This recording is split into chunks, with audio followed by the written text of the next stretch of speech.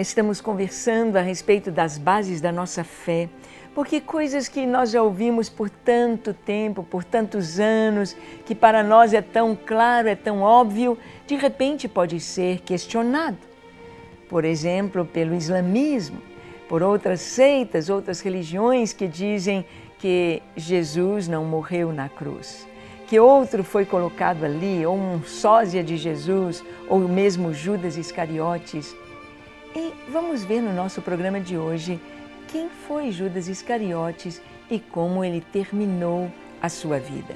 Vamos ver que realmente ali na cruz, quem estava ali na cruz dando a sua vida por nós e o seu sangue foi derramado foi o Senhor Jesus. Vamos ver? Abra sua Bíblia em Mateus 27, nós vamos ler do verso 1 até o 10. Encontrou? Vamos então. Diz assim: Ao romper do dia, todos os principais sacerdotes e os anciãos do povo entraram em conselho contra Jesus, para o matarem, e amarrando, levaram-no e o entregaram ao governador Pilatos.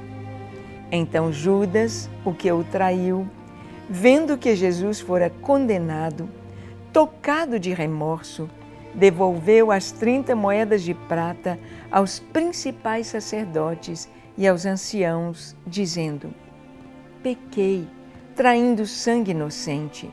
Eles, porém, responderam: Que nos importa? Isso é contigo. Então Judas, atirando para o santuário as moedas de prata, retirou-se e foi enforcar-se. Então se cumpriu o que fora dito por intermédio do profeta Jeremias. Tomaram as 30 moedas de prata, preço em que foi estimado aquele a quem alguns dos filhos de Israel avaliaram, e as deram pelo campo do oleiro, assim como me ordenou o Senhor. Aqui nos diz que Jesus ele foi preso à noite. O prenderam, o levaram como se ele fosse um malfeitor, amarrado, acorrentado, judiado ou torturado de uma maneira tão cruel, como se ele fosse um malfeitor. Levaram Jesus até o Sinédrio, a casa de Caifás, e ali Jesus foi julgado. E diz aqui que ao romper do dia, todos os principais sacerdotes e os anciãos do povo entraram em conselho contra Jesus para o matarem e, amarrando-o, levaram-no e o entregaram ao governador Pilatos.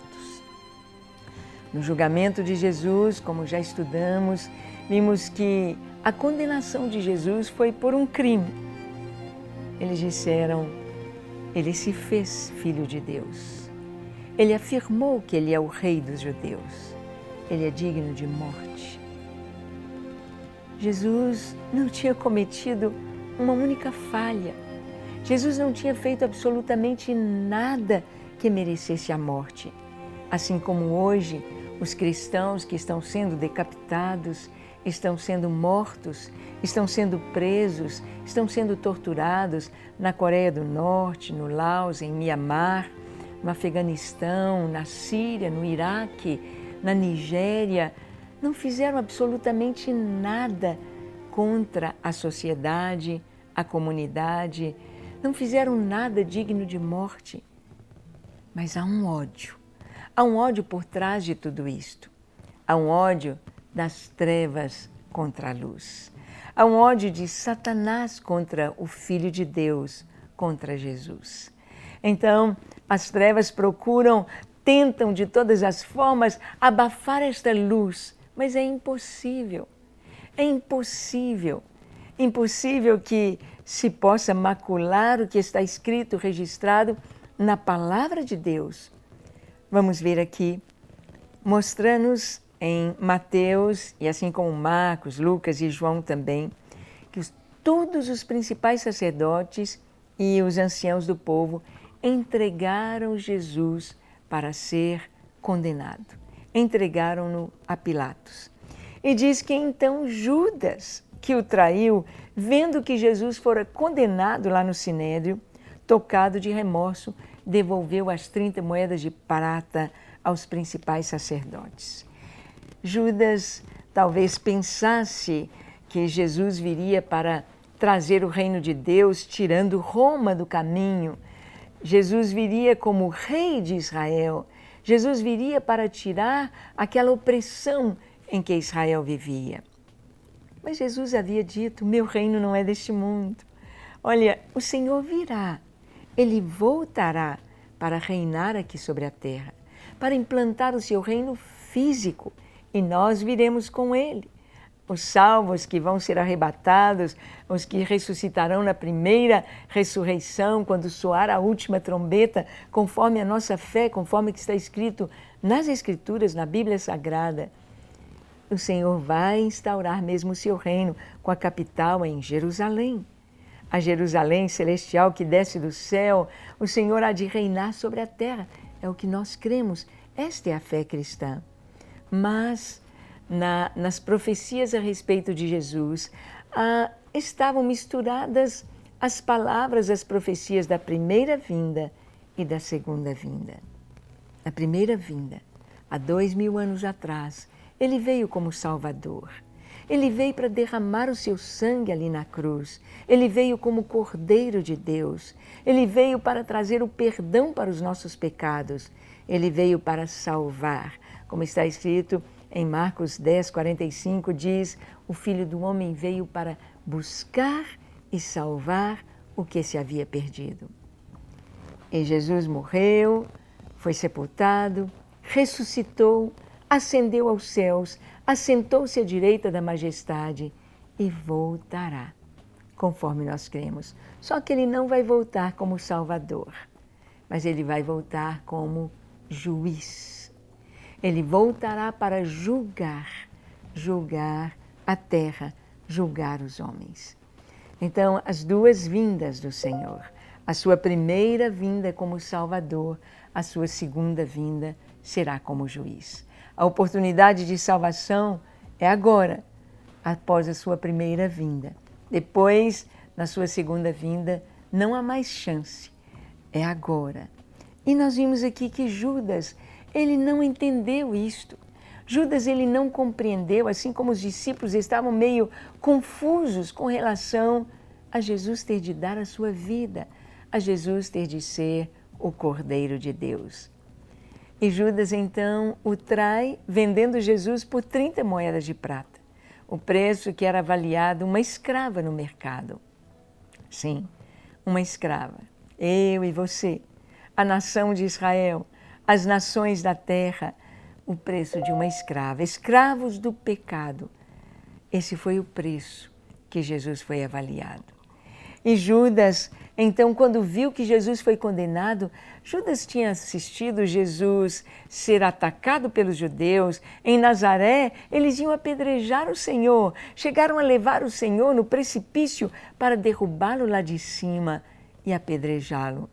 E Jesus passou no meio deles dizendo: não é chegada a minha hora. E Jesus saiu sem que ninguém tocasse nele. Quem sabe Judas pensou também: ninguém vai tocar no Senhor, eu vou vendê-lo, ele pode até ser preso, mas jamais será condenado. E o Senhor foi condenado.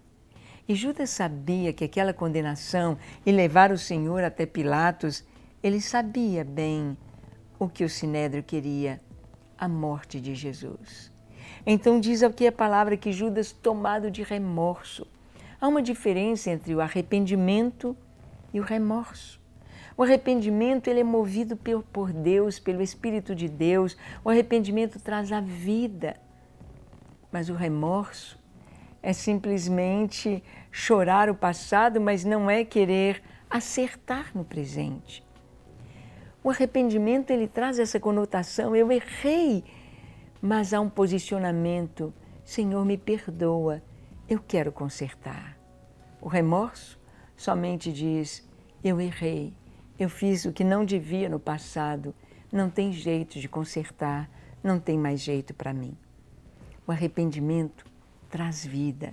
Judas, se ele tivesse se arrependido, se ele tivesse ido até a cruz e dissesse: perdoa-me, Jesus, certamente ele seria perdoado.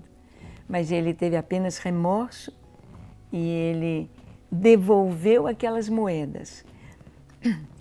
Ele procurou os sacerdotes dizendo, eu pequei traindo sangue inocente. E eles disseram, o que nós temos com isso? Problema seu, o azar é seu, não temos nada a ver com essa história. E ele joga aquelas moedas e ele vai se enforcar. Ele vai trazer sobre si a condenação. Ele vai trazer a culpa sobre si mesmo. Se ele tivesse se arrependido, poderia ser perdoado. E aqui diz que com o dinheiro daquela traição, com aquelas 30 moedas de prata, eles compraram um campo de sangue. E hoje, se você vai em Israel, se você vai a Jerusalém, você vai ver ali do lado de Jerusalém, do lado dos muros, esse campo que se chama Aceldama, campo de sangue, o campo do oleiro, para cumprir a profecia de Jeremias, que disse que o Senhor foi avaliado, o servo de Deus, por 30 moedas, foram dadas pelo campo do oleiro. Impossível que Judas tenha substituído Jesus na cruz, porque a história é história. Ele devolve as moedas, ele se suicida e com as moedas é comprado o campo de sangue. Quem estava na cruz? Jesus, no meu lugar e no seu lugar. Amém? Esta é a nossa fé. Vamos orar? Feche seus olhos, curve a sua fronte. Se for possível, se ajoelhe. Ore comigo dizendo assim, Senhor Jesus, creio que Tu és o Filho de Deus. Creio que o Senhor deu a vida ali na cruz do Calvário em meu lugar para que eu fosse salvo. Creio, Senhor, que o Teu sangue puro pode lavar o meu coração de todo pecado e me dar uma nova vida. Por isso eu me entrego a Ti nesta hora. Lava-me, limpa-me, transforma-me e dá-me um novo coração. Eu me entrego a Ti, hoje e para sempre. Amém. Pai, as pessoas que nos assistem e que precisam de cura, libertação, que precisam de suprimento para suas necessidades, responde de uma maneira maravilhosa neste momento. Alcança seus corações e dê-lhes a Tua paz. Em nome de Jesus. Amém. Amém.